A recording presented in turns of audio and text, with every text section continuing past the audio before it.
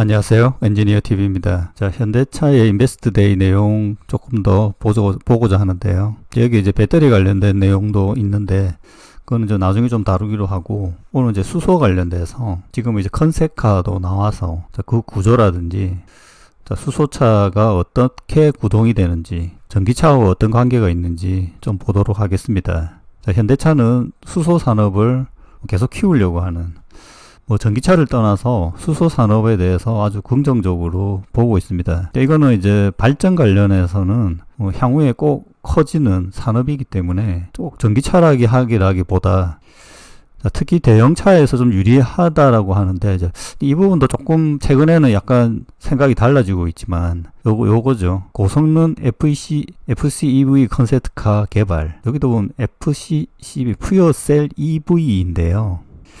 EV가 꼭 붙어 있죠. 정확한 명칭은 수소 전기차인데요.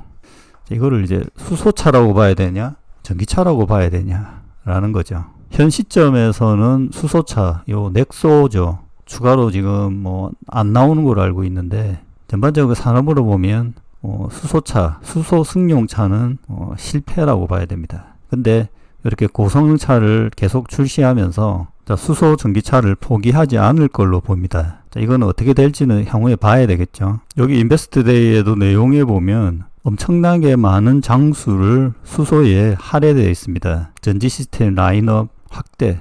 그러니까 지금 보면 자동차 외의 거에 대해서도 수소가 쓰일 거다라고 보는 거죠. 배, 비행기, 기차 이런 것들. 수소 사료의 전환. 지금 아파트에 맨 마지막에 이제 들어있네요. 새로운 건물에 수소 발전기를 넣어야 된다라는 법이 있다고 하더라고요.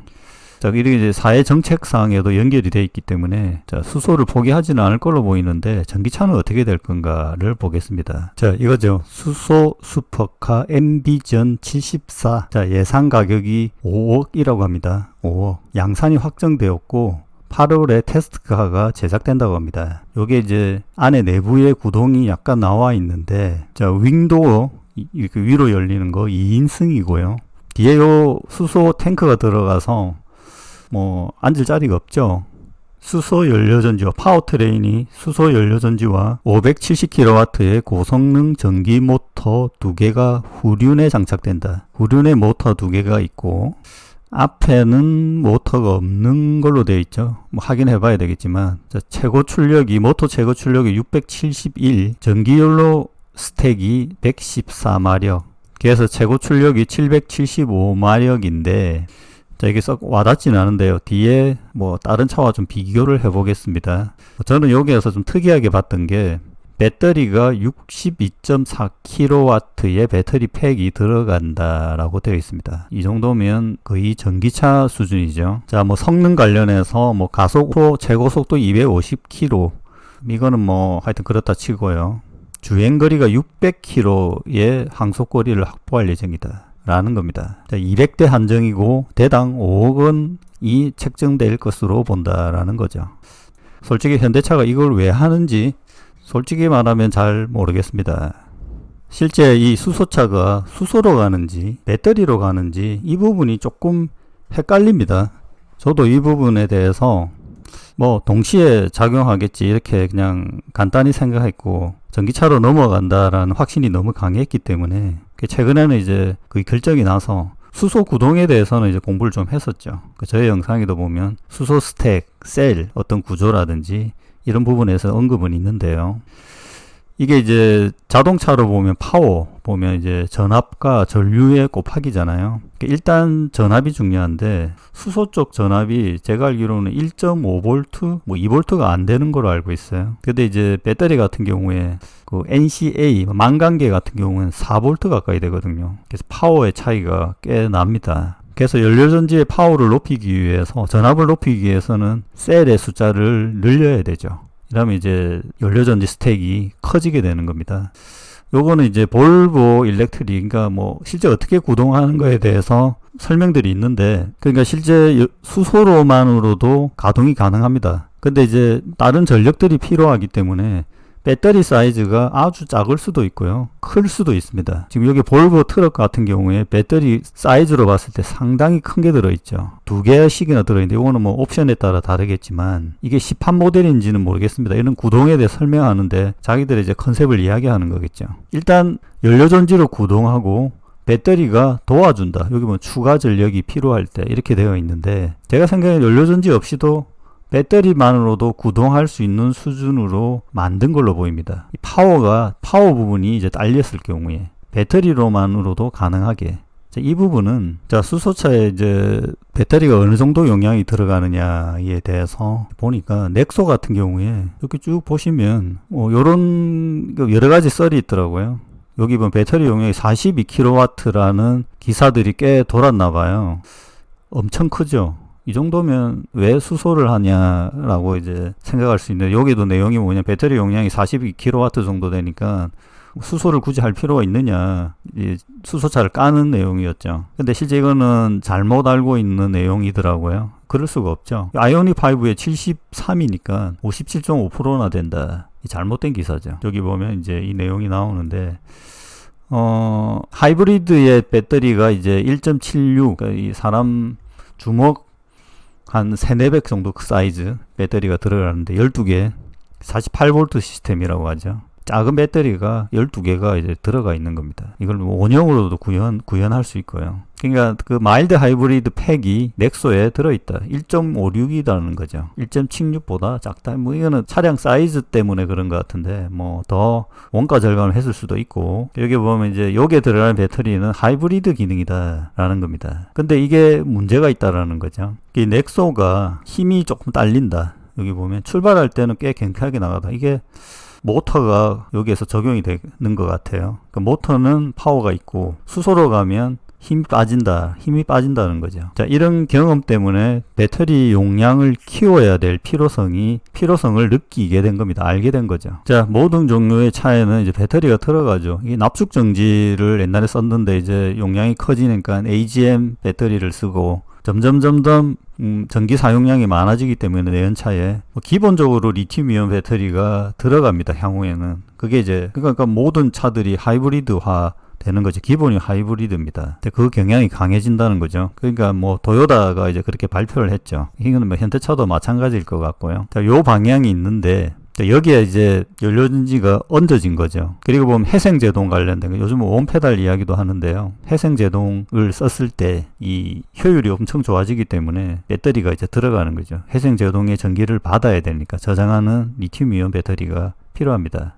그래서 보면 이것도 저도 영상을 만든 적이 있는데 도요타의 하이브리드도 있고 PHEV로 가면 배터리 용량이 한 30kW, 큰 거는 40까지도 갑니다.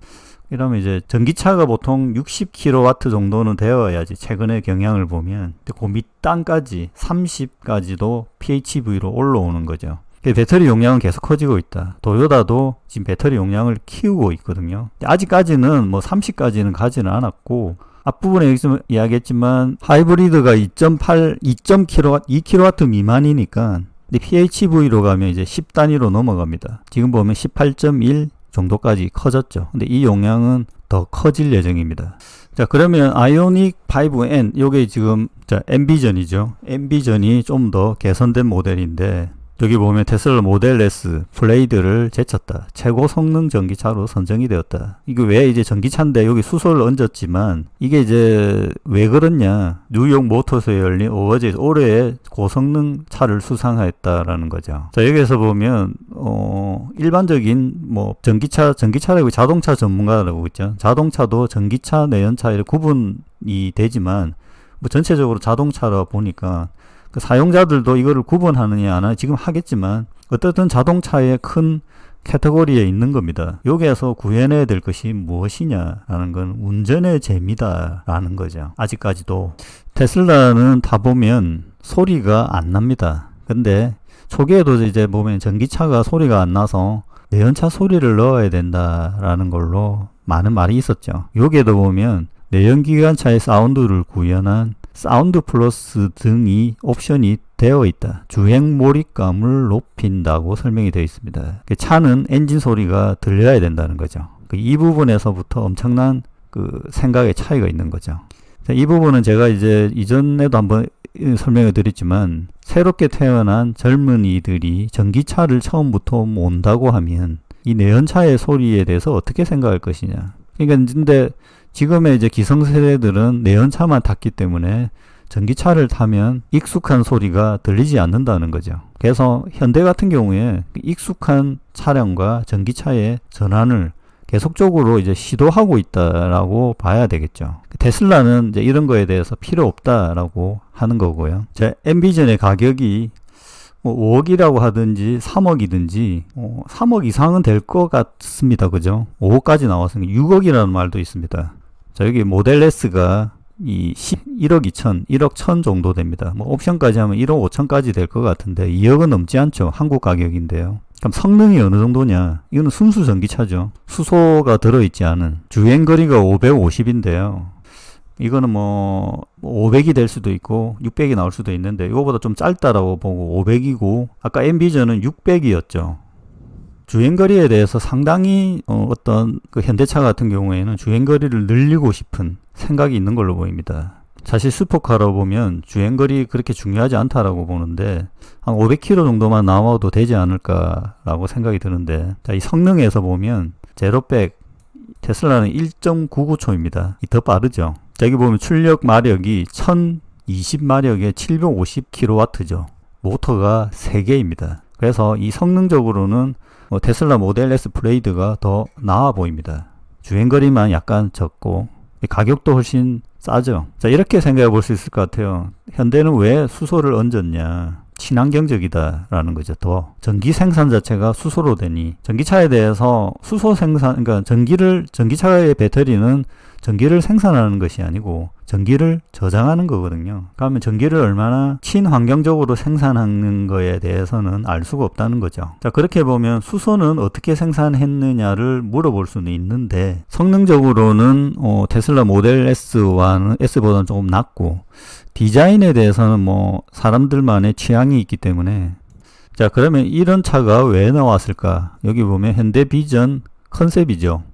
여기 보면 플러그드 인 EV 파워 플러스 하이드로젠 퓨어셀, 이 두 개죠. 그죠? 결국은 이 차는 플러그드 인 EV에 퓨어셀을 넣은 겁니다. 이게 뭐냐면 리막이거든요. 리막이 현대차와 합작한 적이 있는데 지금도 하는지는 모르겠습니다. 요 슈퍼카의 개념이 리막에서 나왔다라고 알고 있습니다. 자, 여기 그림에 보면 배터리 용량은 제가 확인하지는 않았는데 이 사이즈로 보면 20kW 한 30 정도 될 걸로 보입니다. 이 배터리 사이즈는 적지 않습니다. 보니까 이 차는 후륜의 동력을 공급하는 것이 배터리이고, 앞쪽에 수소를 가지고 전기 모터를 공급하는 거죠. 앞부분의 전기는 모터는 수소로 하고 뒷부분에는 배터리로 하는. 근데 이게 이제 근데 일괄적으로 그렇게 하는 것이 아니고요. 배터리가 수소가 이제 힘이 딸리면 배터리가 다 공급하는, 이게 하이브리드 방식이죠. 그렇게 가동되는 걸로 보입니다. 그러니까 현대 엔비전은 여기에서 배터리 용량을 더 키워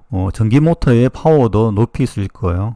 이 PHEV에서 더 전기차 쪽으로 간 거죠.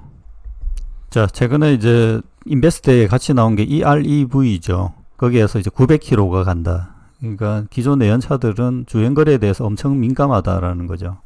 사실 이제 중국에서도 여기 PHEV 기술, 이것도 EREV인데 2100km까지 가느냐라는 게 이제 이슈가 되었는데, 사실 이거는 알 수가 없지만 여기에서 이제 중요한 부분은 효율입니다. 얼마나 효율적으로 전기를 생산할 수 있느냐라는 거죠. 이거를 휘발유, 석유로 했을 경우에는 CO2가 나오니까 수소로 하는 것이 더 친환경적이고, 자, 그걸 이용해서 주행거리를 늘리게 되죠. 근데 지금 현재 배터리 기술이 배터리를 더 넣으면 주행거리를 늘릴 수 있지만 배터리가 너무 무겁다는 겁니다.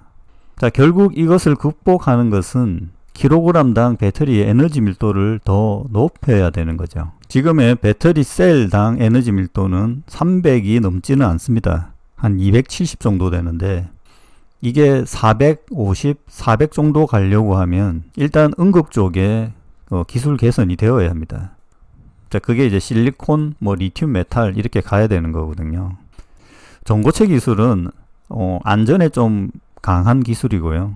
여기에 자, 에너지 밀도 개선 기술이 같이 들어가는 겁니다. 자, 이게 더해진다고 하면 주행거리가 이제 배터리 순수 에너지, 순수 BEV 전기차에서 주행거리가 늘어날 것으로 봅니다. 자, 이 기간이 지금 바로는 되기는 어렵고 한 2년, 3년 이렇게 필요한 상황입니다. 자, 그게 이제 전고체 출시로 나와 있는데, 자, 그 이전에는 이렇게 EREV, 수소 전기차 이런 이슈들이 계속 나올 걸로 봅니다. 자, 하여튼 마치면서 수소 전기차의 기술에 대해서 알아봤습니다. 참고하시기 바랍니다.